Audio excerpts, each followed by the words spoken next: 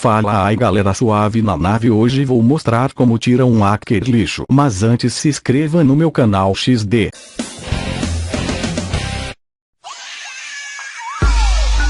Aí, esse rap é uma homenagem ao moleque doido respeitado na internet e em todas as quebradas do Brasil.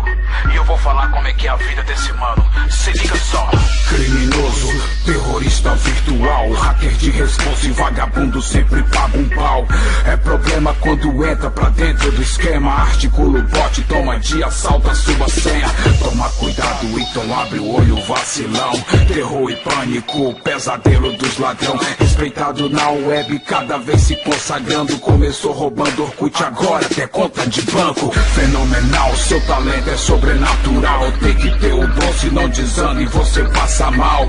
Atitude na ponta dos dedos, assim que é. Programado pra invadir seus PC, seu mané. Se der de mole, já era, perdeu seu cuzão. Não adianta chorar e nem pedir perdão. Sou terrorista da web, mando meu recado. Toma cuidado ou você também vai ser hackeado. Sou terrorista virtual, sou criminoso. Na net eu toco o terror, dedo nervoso. Vou invadir o seu PC, então se liga. Perdeu Playboy, agora sua senha é minha. Sou terrorista virtual, sou criminoso. Na net toco o terror, dedo nervoso. Vou invadir o seu PC, então se liga. Perdeu Playboy, agora sua senha é minha. Eu mando um salve pros parceiros de responsa. Sou moleque de atitude que cola na banca. Aí Rodrigo, consideração amiliano.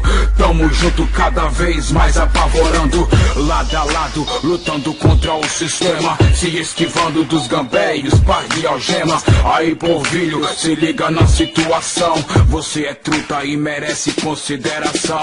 É nós que tá no comando das comunidades. Vagabundo grila quando vê a gente online. Tô de carreta ladrão, sonzão estremecendo. O grave Rolex nativa com a Lange, também Bulgari.